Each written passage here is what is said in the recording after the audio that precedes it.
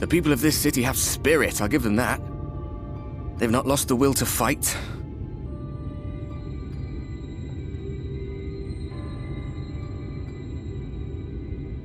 I can imagine how torn you must feel, looking at that sky, knowing what it means to everyone, and that you're responsible.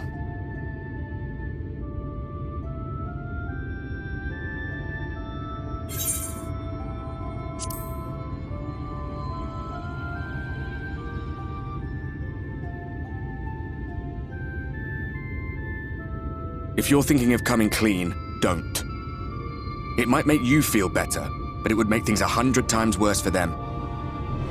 They're better off not knowing.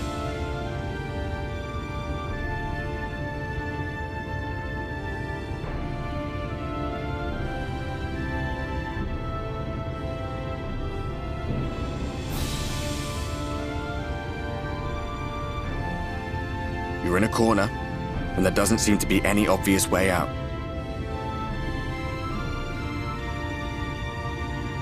That doesn't mean it's over. However hopeless it seems, you haven't lost yet.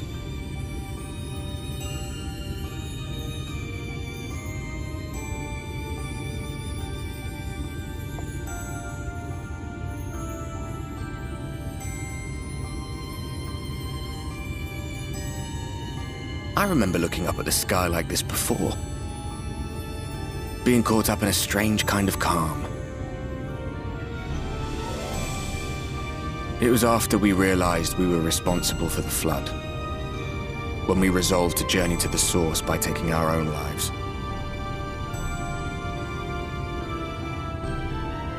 One last sacrifice, one last fight, one last failure.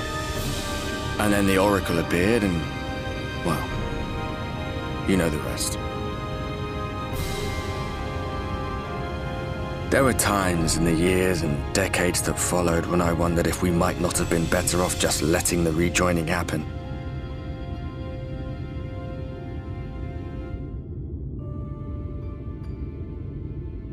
That we'd made one last mistake. But seeing that giant Talos stir to life cured me of any doubts I still had. Always we took the burden of fighting upon ourselves. That's what heroes do, isn't it? So we never had the chance to see anything like that. Our people coming together as one.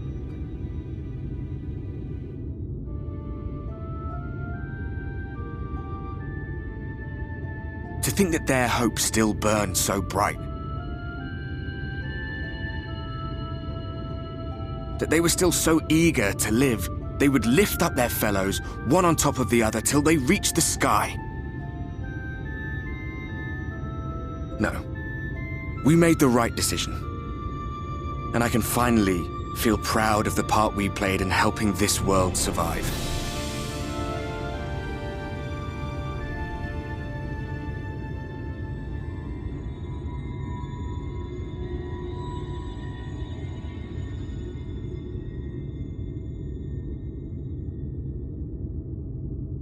Well, come on then.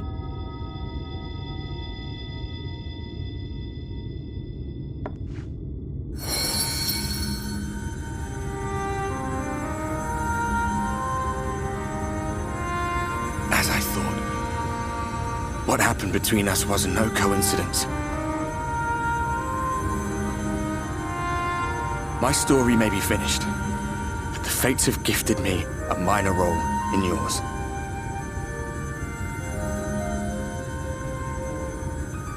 I suspected as much the moment I realized you could hear me.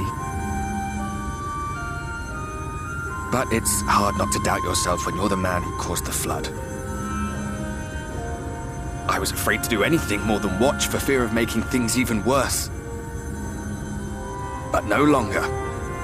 After all, the path I once walked is now yours to finish.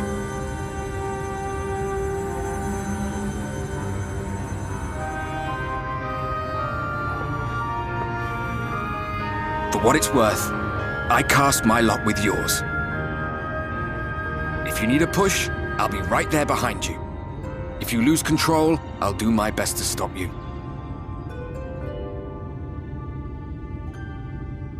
So, let us be about it, hero.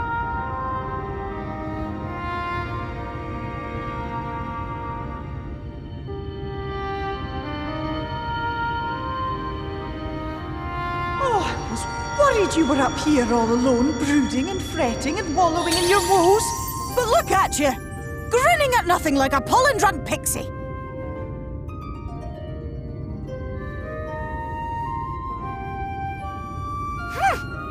Look at what you've done to your ether. It's a mess.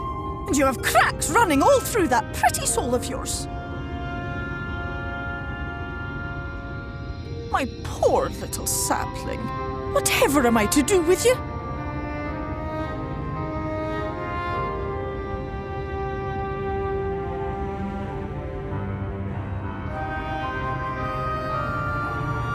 Shall I yield up my throne? You could claim it, cut ties with the mortal world, hide away in the castle.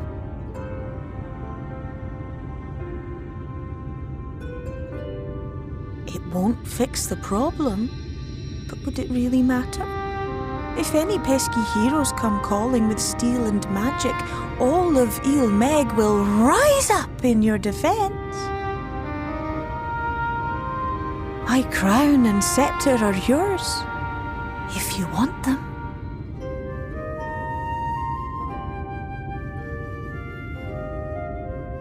What? Don't give me that look! Of course I knew before I asked that you'd never ever heed such a wicked suggestion.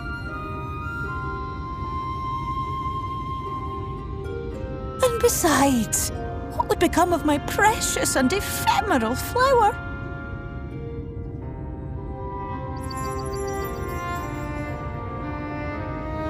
Oh, my dear beloved sapling. You are lost, confused, and have precious little time to gather your wits. Your kind is always so preoccupied with what lies ahead, and so we muddle your vision with fog and glamour. But such trickery is easy to see through. Stand very, very still. Think not of where you need to go, but where you are right now at this moment, at this time, in this place.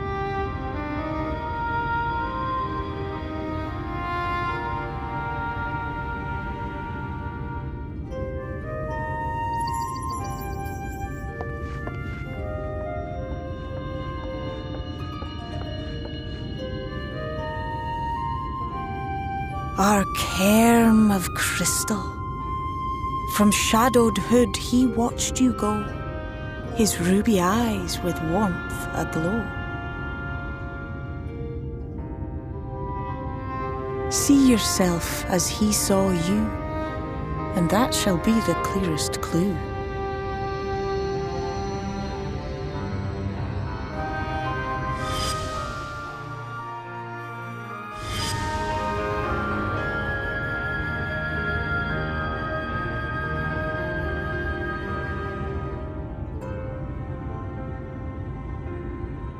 You stand in his garden, dear sapling. Ask his flowers what they know, and you will surely find an answer. But what will you do with it, I wonder? I'll be watching and waiting, waiting and watching.